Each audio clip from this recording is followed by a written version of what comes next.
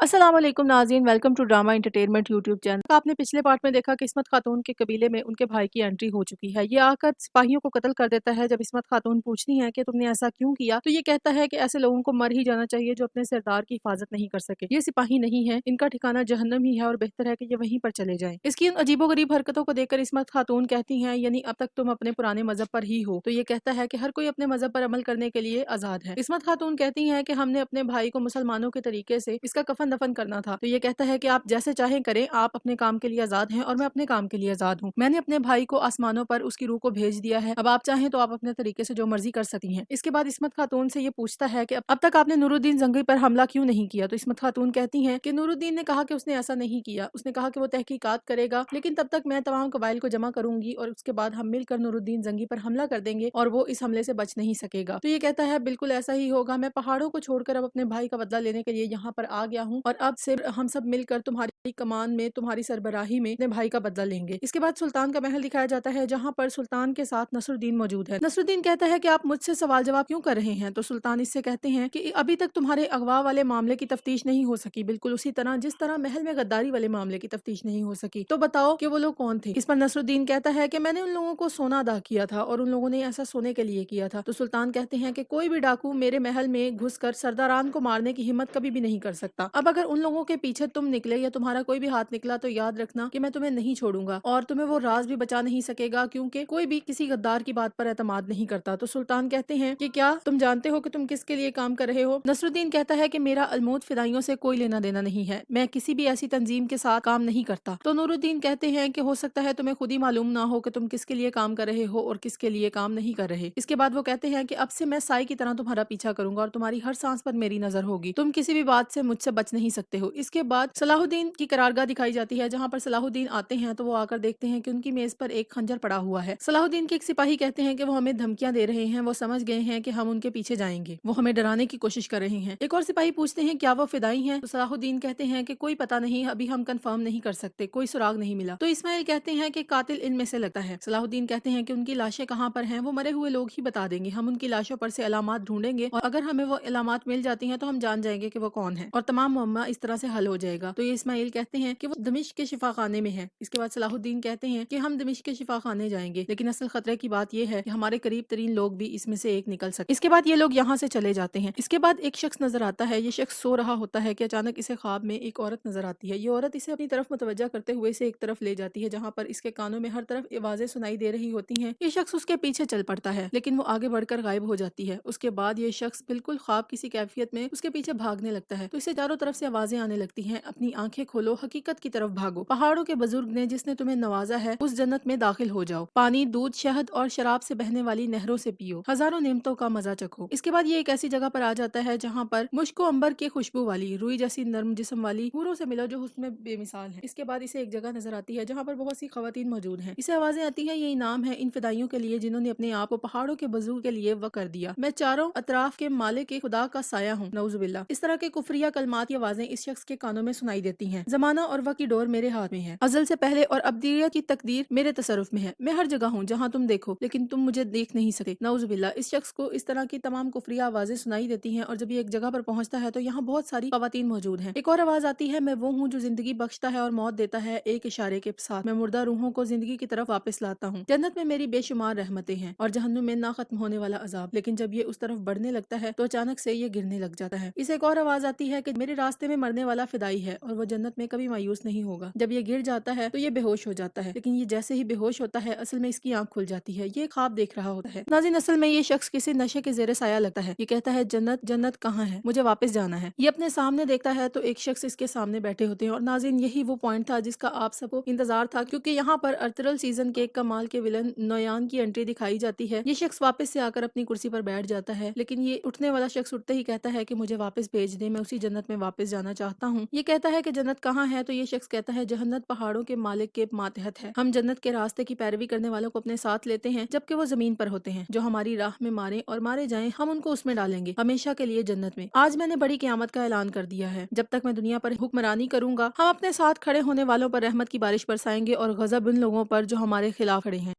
ये शख्स कहता है, मैं जन्नत में जाना चाहता हूँ अफंदी, मुझे दोबारा जन्नत में भेज दें। जब से ये उठा होता है ये मुसलसल यही रट लगाए होता है। ये कहता है कि जन्नत उनके लिए है जिन्होंने पहाड़ों के मालिक के लिए अपनी जानें खतरे में डाली हूँ। वो हमेशा के लिए इस जन्नत में जा सकते हैं। क्या तुम तैयार हो? मैं आपसे जन्नत का वादा करता हूँ। जैसे ही ये कहता है मैं आपसे जन्नत का वादा करता हूँ, इसके पास खड़े दोनों सिपाही अपने खंजर निकालते हैं और अपने सीने में घोंप कर खुद ही मर जाते हैं। ये बहुत हैरत से इन दोनों सिपाहियों को देखा है, जबकि ये शख्स कहता है क्या आप जन्नत में जाने के लिए कोई भी कीमत अदा करने के लिए तैयार हैं? पहाड़ों के मालिक की जन्नत। तो ये शख्स कहता है मैं तैयार हूँ अफंदी, और इसके बाद ये नाउजुबिल्ला इस शख्स को सजदा कर देता है। इसके बाद सुल्तान का महल दिखाया जाता है, जहाँ पर ये रेहानी बहुत परेशानी के आलम में होता है, क्योंकि इसके सामने ही नसरुद्दीन को वहाँ पर तफ्तीश के लिए रोका गया होता है। जैसे ही नसरुद्दीन अंदर आता है तो ये कहता है क्या हुआ मिलिक हजरत, सुल्तान नूरुद्दीन से आपने आपसे क्या पूछा? तो ये नसरुद्दीन कहता है कि वो सब कुछ समझ गया है। इसने इन आदमियों के दरमियान ताल्लुक को देखा जिन्होंने मुझे बचाया, और इन लोगों को जिन्होंने सरदारान को कत्ल किया। वो समझ गया था कि वो तुम्हारे आदमी। तो ये रेहानी कहता है क्या आपने मेरा नाम सुल्तान नूरुद्दीन को बताया? नसरुद्दीन कहते हैं तुम कब से मेरे साथ हो? तुमने मुझे कभी किसी आदमी को बेचते देखा है? इसके बाद ये रेहानी कहता है सलाहुद्दीन और ग्रेगोर के दरमियान जो जंग छिड़ी थी वो इससे पीछे हट गए हैं। तो ये नसरुद्दीन कहता है तुम ये कैसे जानते हो? तो ये रेहानी कहता है कि हमारे पास हर जगह आंखें और कान हैं। नसरुद्दीन कहते हैं सलाहुद्दीन पीछे हट गया होगा तो उसने ये मसला हल करने के लिए मैदान जंग छोड़ दिया होगा। ये रेहानी कहता है उन सिपाहियों की लाशें हमें फंसा सकती हैं, सलाहुद्दीन उनकी जांच करके तफ्तीश शुरू करेगा। नसरुद्दीन कहता है अगर उसने लाशों का जायजा लिया तो इसे कोई सबूत मिल जाएगा और वो बेनकाब करेगा कि हम उसके पीछे थे और हम सब पकड़े जाएंगे। तो ये कहता है कि हम ऐसा नहीं होने दे सकते, हमें इन लाशों को तल्फ करना चाहिए।